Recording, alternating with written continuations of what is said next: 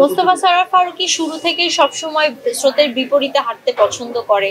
মোস্তফা সরোয়ার ফারুকীর অনেক রূপীতে আমি দেখলাম, তাকেই পছন্দ করেছি, তাকেই বিয়ে করেছি, তার সাথেই আছি এবং সে এখনো আমার কাছে সেই রকমই আছে। পরিবর্তন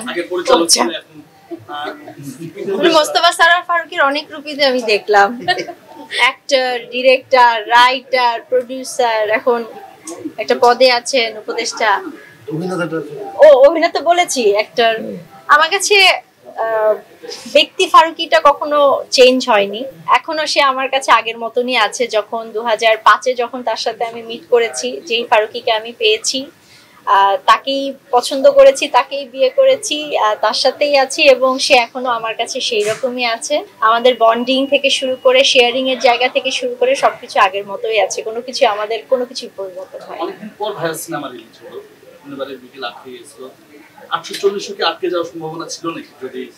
যদি জুলাইয়ের এই আন্দোলন না হতো তাহলে তো অবশ্যই আমার মনে হয় না এটা আমরা প্রচার দিতে পারতাম বা এই ক্যানভাসে হয়তো বা প্রচার করতে পারতাম না। আর কি বলবো, অনেক কঠিন কঠিন প্রশ্নের উত্তর আমি সুন্দরভাবে দিতে পারি না, এটা ফারুকী থাকলে খুব ভালো করে দিতে পারতো। দুজনের কাছে প্রশ্ন যে এত বড় ক্যানভাসে আসলে পলিটিক্যাল ইস্যুটা এভাবে নিয়ে আসার ক্ষেত্রে দুজনেই হয়তো কিছু রোল প্লে করেছেন এখানে, সেটা দিয়ে নিজেদের মধ্যে কোনো আসলে ভয় কাজ করছিল কিনা?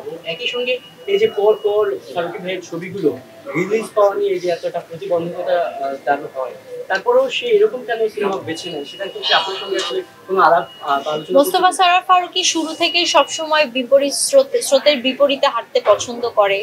সে এমন কিছু করতে পছন্দ করে যেটা সমাজ পরিবর্তন করবে, যেটা মানুষের মন মানসিকতা পরিবর্তন করবে।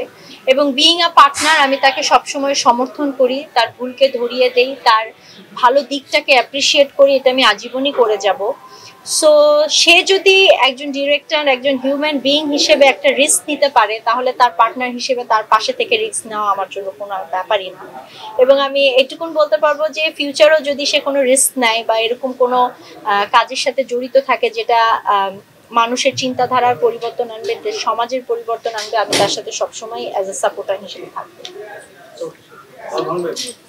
হল ভাঙবে, চলো চলো চলো, মানুষ বলে দেখতে চাই।